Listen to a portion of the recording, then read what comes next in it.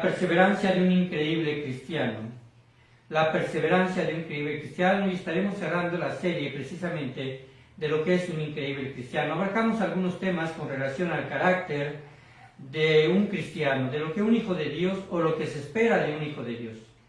Y podemos decir que es increíble en el sentido estricto de la palabra de Dios, cuando precisamente nos lleva a hacer cosas que no parecen ser lógicas delante de los ojos del mundo o de la gente común, como el amar a nuestros enemigos, como el entregarnos por entero, ¿verdad?, a también perdonar, como el hecho también de ser perseverantes, ¿verdad?, en nuestra vida cristiana, que es lo que vamos a ver el día de hoy, y de tener convicciones firmes. El tema de hoy dice la perseverancia de un increíble cristiano.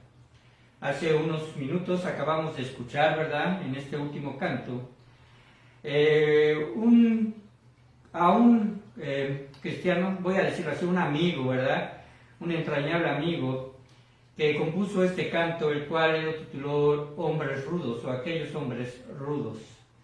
Hace referencia, como lo he mencionado en algún otro momento, a gente del vulgo, a gente sin letra, a gente que nuestro Señor Jesucristo escogió en el tiempo que Él estuvo en este mundo para llevar a cabo precisamente la increíble misión de evangelizar a otros. No importando la resistencia, no importando la persecución, esos hombres fueron perseverantes. Hombres que, no importando precisamente la tortura a la cual habrían de ser llevados por causa del nombre de Jesucristo, no importando el perder sus propios bienes materiales, no importando tener que vagar y estar errantes de un lugar a otro, estos hombres con su perseverancia nos mostraron que el camino de la vida cristiana, ¿verdad?, se debe de tomar. Así que, hermanos, la perseverancia es parte del carácter de un cristiano verdadero. Déjenme ilustrarles esto con una metáfora.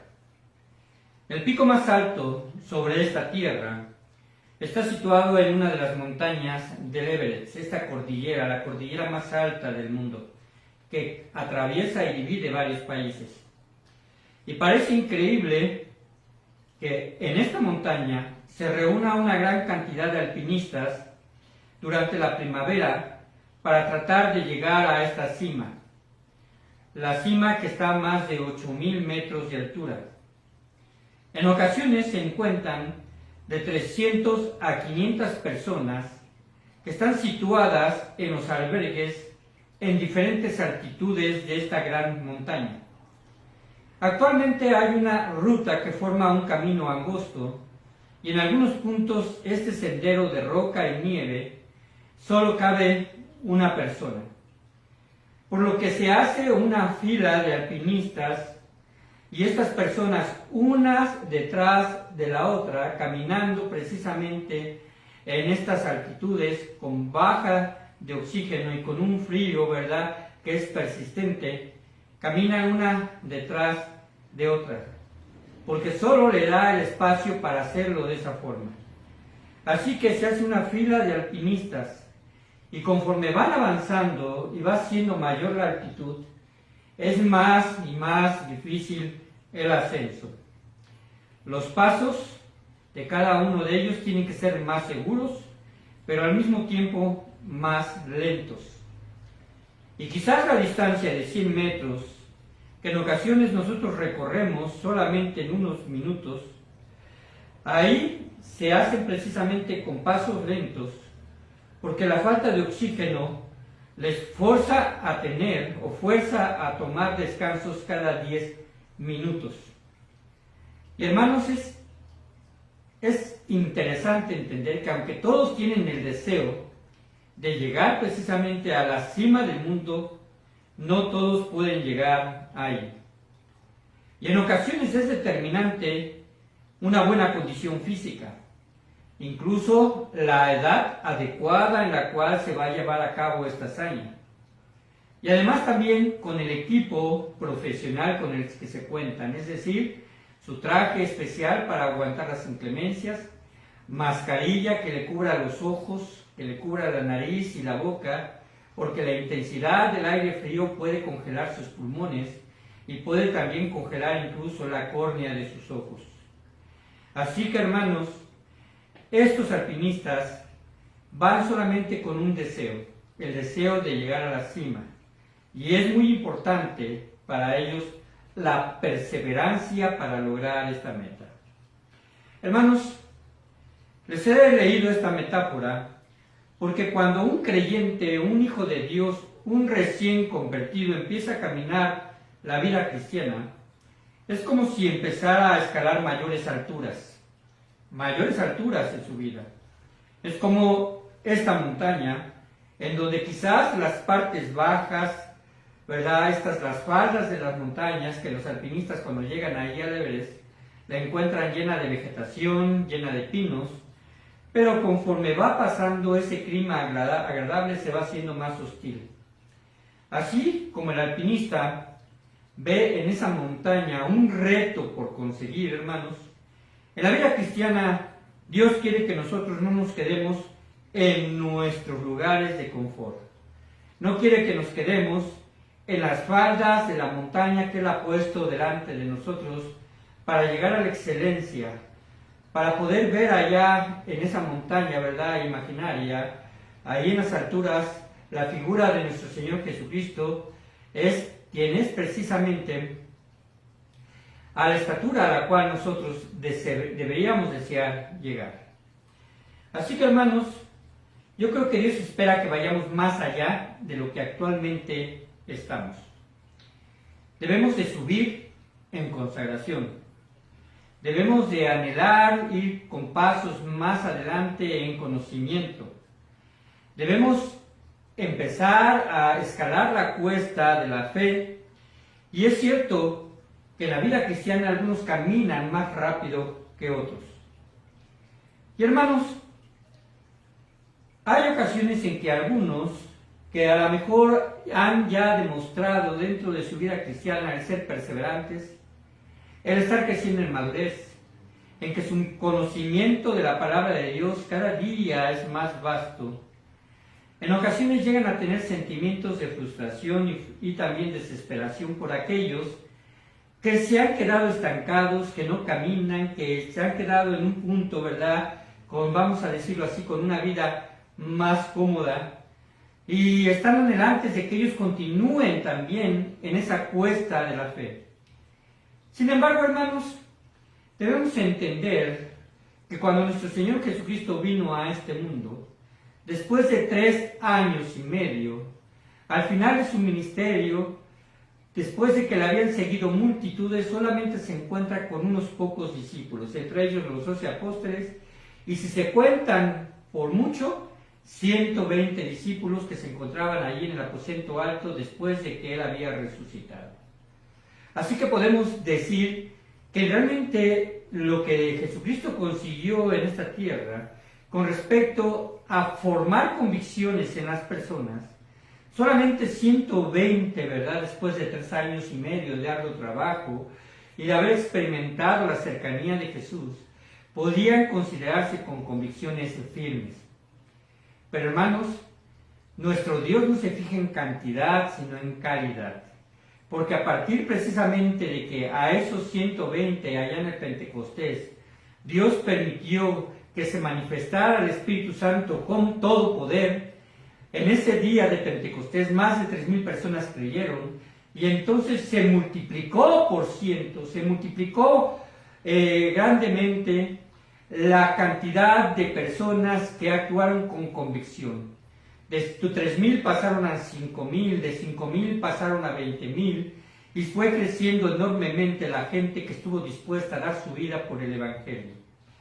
Y esto precisamente por la confirmación que fue puesta en la resurrección de nuestro Señor Jesucristo, el cual con su propio poder permitió, ¿verdad?, que la gente entonces pudiese contemplar y convencerse que vale la pena seguir el cristianismo.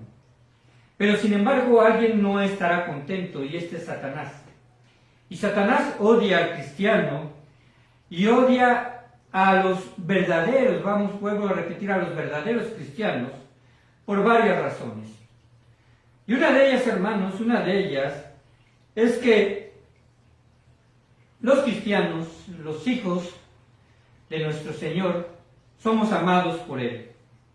Y Satanás odia todo lo que Dios ama.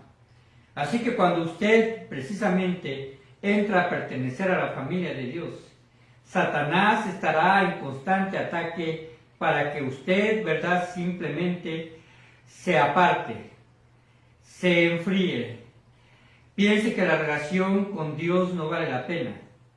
No perderá su salvación si usted lo hizo de forma sincera, y el Espíritu Santo estará trabajando también con constancia para que usted refuerce y anhele precisamente vivir de la forma en la cual el Señor Jesucristo quiere. También, precisamente otra razón, es que los cristianos, siendo hijos de Dios, Satanás los odia porque son responsables de que el Evangelio alcance a más almas. Y por consiguiente, los planes de Satanás de hacer que el hombre se pierda se vean truncados en quienes alcanzan la gracia de Dios por medio de personas fieles que evangelizan. Por eso también Dios odia a los cristianos. Por eso usted se puede ver como un objetivo, o se puede usted ver como un blanco de Satanás y sus demonios.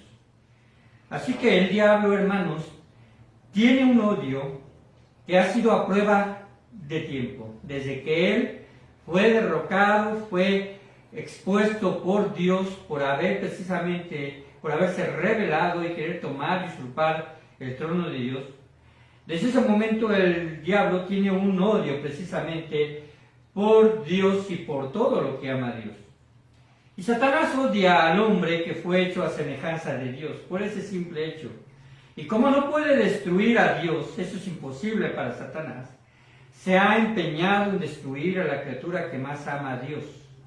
Dice la palabra de Dios, y Jesucristo lo dijo así de forma textual: el ladrón no solamente viene para hurtar, matar y destruir. Y después dice Jesucristo de sí mismo: yo he venido para que tengan vida y vida en abundancia. Así que, hermanos, ¿qué es lo que nosotros podemos esperar con respecto a este ser malévolo? Y es que estemos siendo atacados constantemente, acusándonos, ¿verdad?, en nuestra conciencia y acusándonos delante de Dios.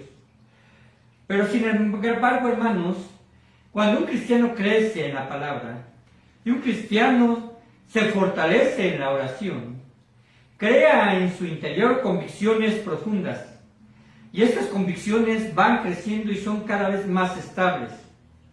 Estos cristianos son los que se levantan en circunstancias hostiles, en donde las circunstancias más adversas no le hacen detener, donde la prueba precisamente llega quizás con intensidad, donde después de que han sido bautizados y llegan ataques precisamente de Satanás, confían plenamente en que deben de actuar con convicción, no en base a lo que la iglesia les provea, sino en base a lo que la misma palabra de Dios les provee, y también la oración les fortalece.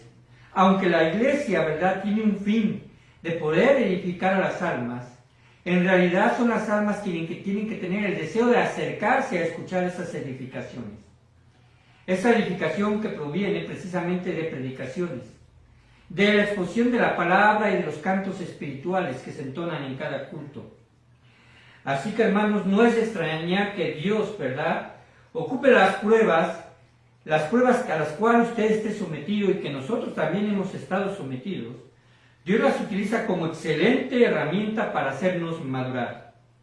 En Hebreos 12, del versículo 1 al versículo número 6, le voy a dar lectura, y si usted puede encontrar, la verdad, con presteza ahí en su casa esta cita, léala conmigo. Dice así Hebreos 12, del 1 al 6.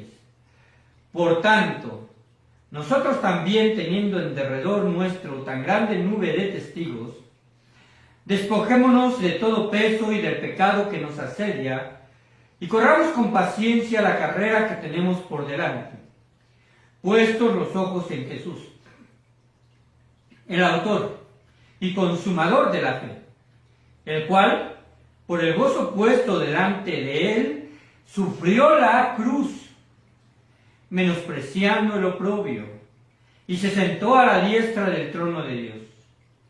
Considerad a aquel que sufrió tal contradicción de pecadores contra sí mismo, para que vuestro ánimo no se canse hasta desmayar. Porque aún no habéis resistido hasta la sangre, combatiendo contra el pecado. Y habéis ya olvidado la exhortación que como a hijos se os dirige diciendo.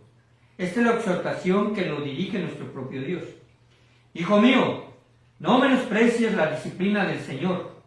No desmayes cuando eres reprendido por Él, porque el Señor al que ama disciplina y azota todo aquel o todo el que recibe por hijo. Qué hermoso, hermoso pasaje. ¿Cómo se identifica un cristiano que vive con perseverancia según estos versículos? Número 1. Cuando estamos convencidos que el pecado es un estorbo para avanzar. ¿Cómo se identifica un cristiano que vive con perseverancia? Cuando ese cristiano o cuando estamos convencidos que el pecado es un estorbo para avanzar. Dice ese pasaje nuevamente: despojémonos de todo peso y del pecado que nos asedia y corramos con paciencia la carrera que tenemos por delante. Así que, hermanos, aquí hay una exhortación de que debemos despojarnos de peso y de pecado que nos asedia. Pero también Gálatas 5:7 dice así, refiriéndose Pablo precisamente a la iglesia de los Gálatas, y les dice de esta forma: vosotros corríais bien. Y después les hace una pregunta: ¿quién os estorbó para no obedecer a la verdad? Porque esta iglesia estaba siendo seducida por pseudo-judaizantes o judaizantes que intentaban mezclar la ley con la gracia. Hermanos, la vida cristiana en realidad es una carrera, y lo hemos mencionado varias veces. Pero tenga presente esto: la vida cristiana es una carrera que debemos correr diariamente. Y es una carrera que gracias a Dios ya han corrido otros. Esos otros son los testigos, o esa multitud de testigos que se menciona en el versículo número 1.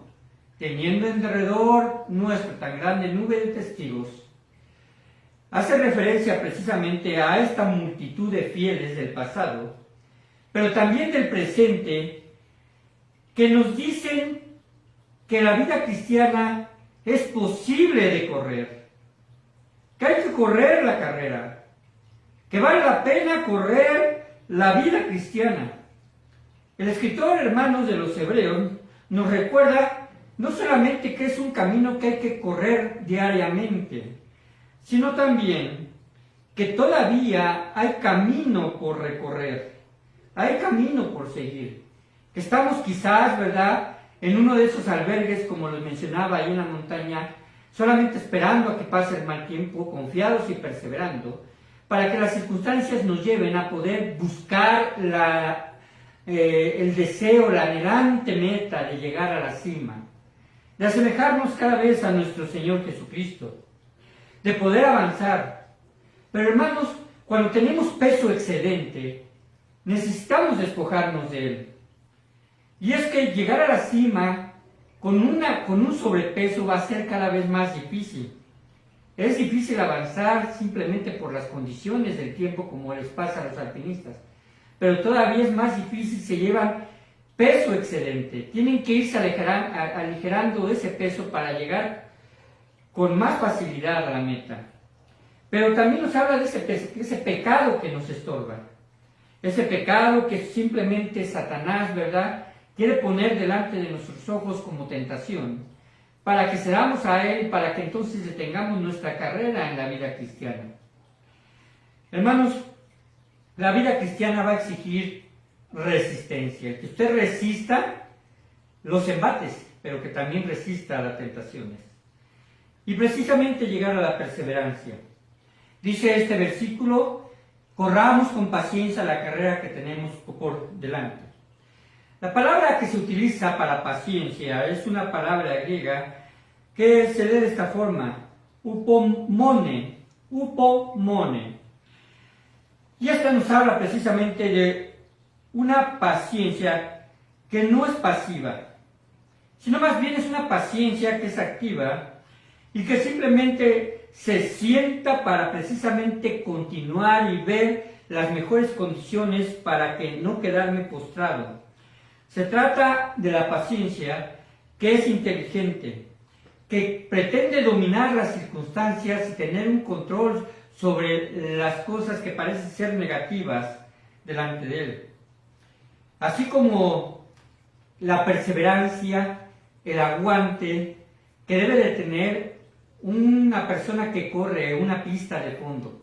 ¿Quiénes son estas pistas de fondo? Vean un maratonista que tiene que recorrer 42 kilómetros y que simplemente, ¿verdad?, ya llegando al kilómetro 40 ya quizás se le han acabado las fuerzas, quizás está sudando las últimas gotas, quizás simplemente si se pone físicamente a pensar que no puede resistir, no lo va a hacer porque ha dado el máximo, pero la perseverancia y el deseo le llevan a sacar fuerzas de donde no las hay.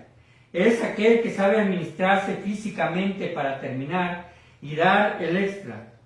Así que, hermanos, eso es lo que define precisamente la perseverancia en la vida de un cristiano. Cuando estamos convencidos de que hay algo que nos estorba, que es el pecado que puede estorbarnos y también el peso que llevamos, ¿verdad?, y que nos impide avanzar. También, ¿cómo podemos saber que somos cristianos con perseverancia? Cuando estamos convencidos que nuestra mayor motivación es Jesús. Vean el versículo número 2 y versículo número 3 de Hebreos 11. Puestos los ojos en Jesús, el autor y consumador de la fe, el cual por el gozo puesto delante de él, sufrió la cruz, menospreciando el oprobio, y se sentó a la diestra del trono de Dios. Y nuevamente hay otra palabra que nos hace pensar de la motivación. Considerar a aquel que sufrió la tal contradicción de pecadores contra sí mismo, para que vuestro ánimo no se canse hasta desmayar. En ocasiones, hermanos, algunos dicen seguir a Jesús. Y esto lo sabemos porque lo hemos visto. Algunos dicen seguir a Jesús. Pero sus motivaciones no son las correctas. Sus motivaciones son otras. O sea, incluso, ¿verdad?, ha llegado el punto en el cual lo hemos notado a través de nuestra vida cristiana y también de nuestro andar dentro de las iglesias, dentro de la iglesia de Cristo. Y a veces observamos cómo un jovencito, ¿verdad?, se acerca a la congregación, pero viene motivado porque hay una chica que le gusta dentro de nuestra congregación. Uno creyente que se acerca a una señorita o una no creyente que se acerca a un joven. A veces sus motivaciones no son correctas. A veces Dios utiliza estas circunstancias para hacer un llamado fuerte a la vida de estas personas. Pero en algunas ocasiones no alcanzan a percibir que realmente su motivación no es lo que Dios quiere. Así que esto es parte de a veces de una equivocación con respecto a las motivaciones para comprometerse. Otros piensan quizás que Jesús les va a dar una prosperidad financiera y cuando están precisamente en bancarrota se acercan a Dios. Otros quizás estén buscando salud física y están agobiados por una enfermedad que no cede y piensan que Dios les va a solucionar su problema de salud. Algunos otros piensan que va Dios a solucionar su problema moral o los resultados de una falta moral, lo relacional en una familia o quizás en un sujeto en particular o con respecto a alguna adicción. Y es cierto que Dios nos fortalece para que salgamos de las pruebas, para que nuestra vida sea diferente a esa vida antigua del pecado en la cual estábamos nosotros inmersos. Eso es muy cierto, Dios puede hacerlo. Pero tienes que comprender que Dios espera que tú le ames con toda tu mente y con todo tu corazón. Que tu razón y tu entendimiento te lleven a pensar que tu motivación es Dios. Y que no importa la condición a la cual hayas llegado, que tú debes de arrepentirte de tus pecados y entonces clamar a Dios para que Él te perdone. Él formará en tu vida y a través del Espíritu Santo un pensamiento, ¿verdad?, de que tú debes precisamente de también poner de tu parte para actuar con convicción y dejar todo lo de atrás. Y además entender que si su voluntad está Dios el que te sane de algo, de lo cual en ti se ha convertido en una carga, Él lo hará. pero también está convencido de que si tu motivación es Dios, no importa que esa enfermedad siga continuando en tu vida haciendo estragos, porque al final Dios te ha prometido una vida eterna a su lado. Y que Dios no se moverá de acuerdo precisamente a tus deseos, sino lo que Dios desea es trabajar contigo a través de estas pruebas. Y a veces Dios, en muchas ocasiones, deja que el resultado de tus malas acciones cobre su factura, porque a través de ese proceso tú puedes entender que entonces el seguir a Dios debe de ser de una forma sincera y desinteresada. Así que, hermanos, debemos nosotros entonces entender y ver que para correr la carrera de la fe debemos de poner nuestra mirada en Jesús, es poner toda nuestra atención en su persona. Que debamos nosotros entonces de comprender que toda nuestra confianza está depositada en Él. Y Él es quien hace que confiemos cada vez más y más en Él, de acuerdo a la forma en la que Él responde, no en la que pienso yo que debe de responder. Porque, hermanos, si en algo hemos de experimentar o algo debemos de experimentar, y que sí podemos entender, no importa las circunstancias, es que Dios siempre camina con nosotros. Dios no nos va a dejar solos. Él es el compañero del camino. Es el que va delante de mí en la fila de esa montaña y va detrás de mí cuidándonos. Él es el guía.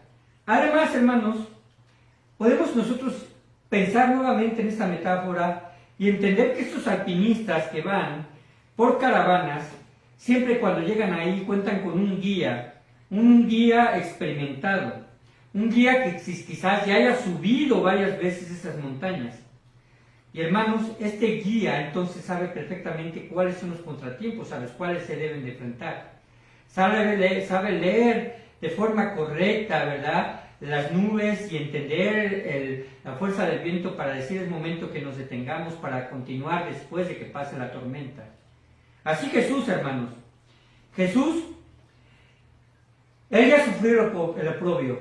Jesús soportó la vergüenza de morir clavado en la cruz. Y además porque sabía que después de tanto sufrimiento, Él se habría de sentar a la derecha del Padre, del trono de Dios. Así que, hermanos, podemos nosotros entender lo que dice aquí, que Él menospreció el oprobio y se sentó a la diestra del trono de Dios. Y debemos considerar que Él sufrió el odio, el rencor, la contradicción de todos esos pecadores que estaban contra Él mismo. Y que su ánimo, ¿verdad?, y que su gozo puesto en lo que vendría después le llevó a sufrir la cruz en obediencia. Y de esa misma forma el escritor de Hebreos nos dice que nuestro ánimo debe de continuar y no debemos nosotros desmayar. Hermanos, Satanás se opone a los nuevos convertidos. Satanás, ¿verdad?, actuará contra aquellos que han llevado a cabo en obediencia las ordenanzas.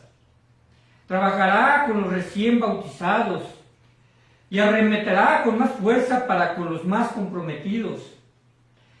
Tenemos una enseñanza hermosa aquí en estos versículos y también a través de la Biblia, y es que Satanás no puede actuar si Dios no se lo permite. Nuestro Dios, hermanos, quiere que subamos la cuesta de forma persistente, no recostados en una camilla, no estando heridos, no dependiendo de otros. Él quiere que experimentemos el esfuerzo de entregarnos al deseo precisamente de parecernos cada día más y más a Él.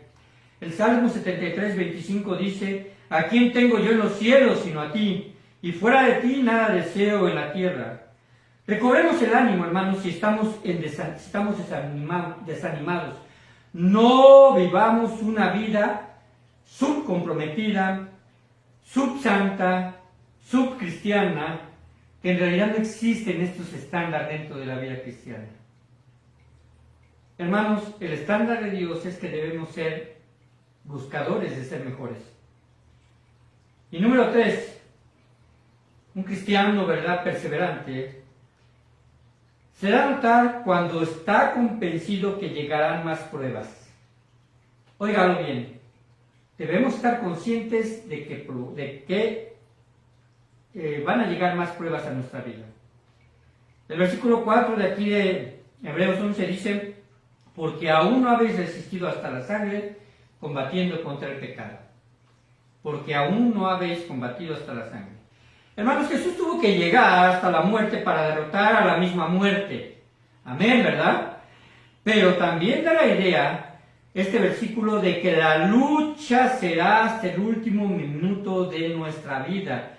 Hermanos, oramos a Dios, confiamos en Dios, leemos su palabra, pero esto nos fortalecerá para que el día de mañana resistamos precisamente los embates de Satanás. Algún día, hermanos, como iglesia, y vamos a decirlo así, como el cuerpo de Cristo en todo este mundo, ¿verdad? Las iglesias locales que hay en este mundo, los creyentes verdaderos, algún día vamos a bajar la guardia. El día en que ya estemos con nuestro Señor Jesucristo, ya no habrá necesidad de una lucha espiritual porque nuestro Señor habrá vencido a Satanás y a sus demonios. Y podemos decir que también bajarán la guardia los padres que constantemente están precisamente luchando y orando por sus hijos. Bajarán la guardia los líderes y los pastores. Ya no habrá más pastores, sino solamente uno, nuestro Señor. La constancia de nosotros en los grupos de oración, por muy pequeño o reducido que sea el grupo, es un arma poderosa para que la iglesia siga persistiendo. Hermanos, usted dirá, y quizás menospreciará los grupos de oración, o quizás dirá que otros lo hagan porque yo no tengo tiempo. Está dejando una importante herramienta a unos cuantos. Pero nuestro Dios es fiel y la oración seguramente llegará. Pero si usted está comprometido, seguramente nuestro Dios se agradará porque Él espera que su iglesia como un conjunto tengamos un mismo sentir en la oración.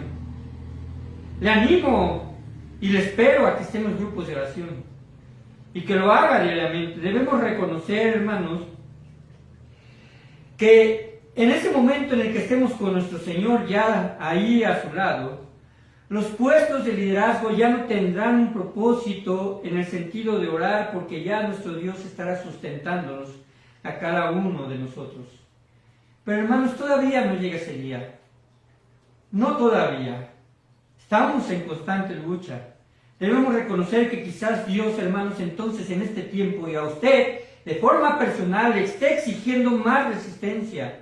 Le está diciendo que suba los escalones, que sea un escalador en la cima del camino de la fe, para terminar incluso, ¿verdad? Ya quizás sin fuerzas, pero llegar a la cima y empezar entonces en ese punto en donde la resistencia propia ya no tiene límites y entonces empezamos a confiar en Dios y extendemos nuestras alas como las águilas y saltamos como el cervatillo, entonces empezaremos a sacar fuerzas de donde no las hay. En la fe de nuestro Señor, la motivación, hermanos, puesta en nuestro Señor Jesucristo, va a alimentar nuestros espíritus y algunos quizás, ¿verdad? Estaremos siendo más lentos, algunos más rápidos, pero aquellos que son más lentos necesitan que les echemos la cuerda y que estemos avanzando nosotros con más fuerza para poder levantar, ¿verdad? Y a lo mejor dar también a ellos la misma motivación y la misma exhortación de compromiso y de exigencia, para que en un esfuerzo mayor puedan poner sus pies rígidas y dar pasos seguros. Hermanos, muchos cristianos quizás se han quedado en el camino, pero hermanos, entendamos algo. Alguna vez un alpinista dijo esto: es mejor morir en el ascenso y no morir retrocediendo. Esta es parte de la vida cristiana. Es mejor dar todas las fuerzas en el ascenso de la vida cristiana, llegar al punto en el cual nuestro Dios, ¿verdad?, ya aunque Él nos llame a su presencia, podamos estar dando lo mejor y no morir en el descenso en medio de pecado y malas prácticas. Les voy a leer algunos versículos. Isaías 41:10 dice: no temas porque yo estoy contigo, no desmayes porque yo soy tu Dios que te esfuerzo, siempre te ayudaré, siempre te sustentaré con la diestra de mi justicia. Isaías 40:28-31 dice: ¿no has sabido? ¿No has oído que el Dios eterno es Jehová? el cual creó los confines de la tierra, no desfallece, ni se fatiga con cansancio, y su entendimiento no hay quien lo alcance. Él da esfuerzo al cansado, y multiplica las fuerzas al que no tiene ningunas.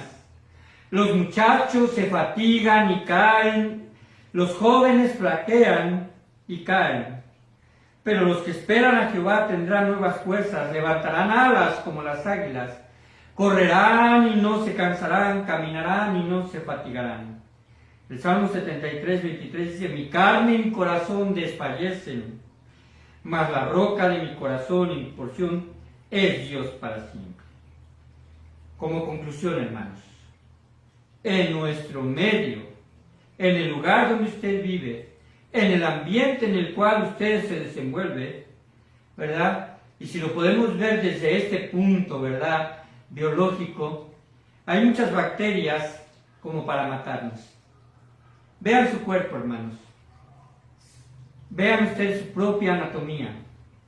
Pero en realidad, en una partícula de agua, en una superficie que usted toca, hay suficientes bacterias como para matar a una persona. Pero Dios ha diseñado que nuestro organismo contenga mecanismos de defensa biológicamente eficientes. Nuestro sistema inmunológico tiene la capacidad de reconocer a los enemigos. Posee una memoria capaz de leer los códigos del ácido ribonucleicos de los virus para protegernos. Y si Dios proveyó esos mecanismos que están sin darnos cuenta, debemos estar conscientes que su presencia, su hermosa presencia, está con nosotros para alentarnos, protegernos, ayudarnos a salir victoriosos en ese ascenso de la carrera de la vida cristiana, hermanos. No estamos solos, no estamos solos. Haga su parte. La iglesia necesita de miembros comprometidos. Dios nos ha dado la gracia de poder ser llamados sus hijos. Pero Él bien pudo, ¿verdad?, hacerse a un lado y dejar que el hombre se perdiera. Él pudo haber dicho que fue el mismo hombre quien buscó y quien está pagando los resultados de su propio pecado. Pero Dios, por amor, ¿verdad?, nos ha rescatado. Y hermanos, aunque no es Dios, voy a ponerlo así, no es Dios quien nos necesita. Nosotros necesitamos de Dios. Pero sí el cuerpo local de la iglesia necesita de cristianos comprometidos. Fieles hombres que se pongan en la brecha en oración, que aprendan a identificarse con la palabra de Dios, que crezcan en sabiduría. Se necesitan consejeros, evangelistas, gente de oración. Se necesitan maestros, se necesitan gente que sirva, se necesita ofrendadores y diezmadores fieles.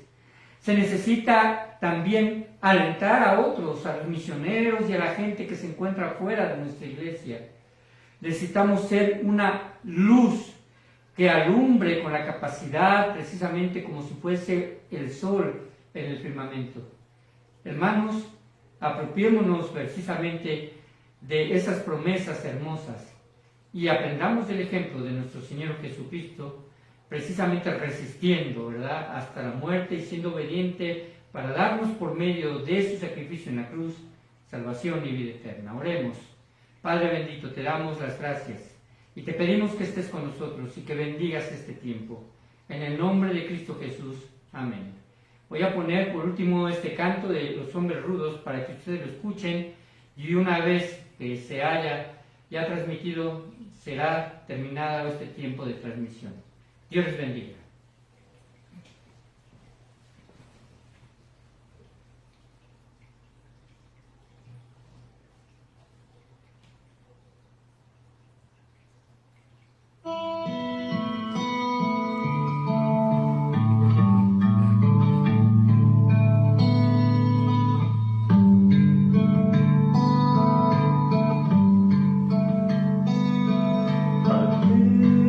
Aquellos hombres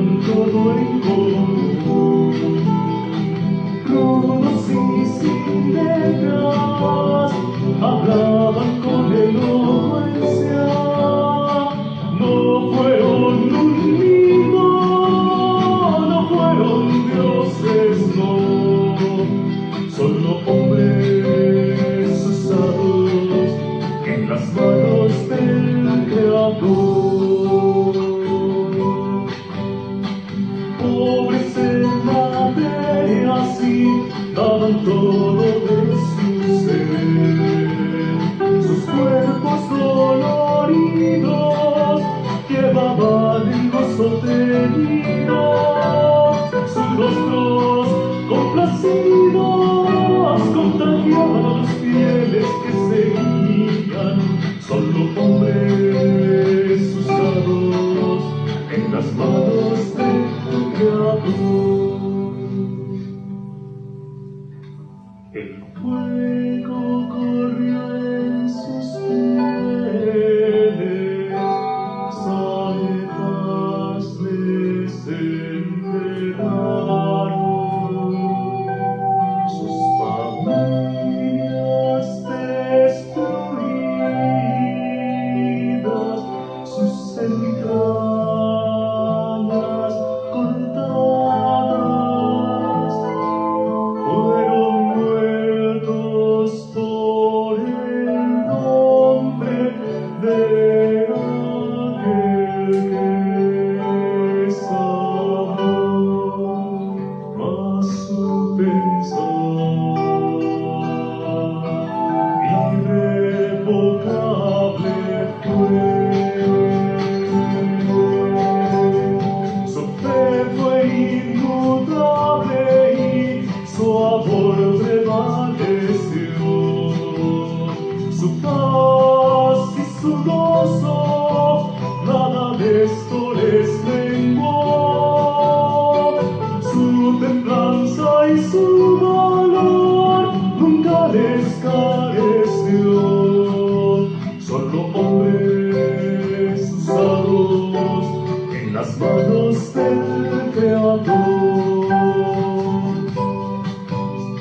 Aquellos hombres fieles ya con Dios siempre estarán, mas otros que quedamos, Dios también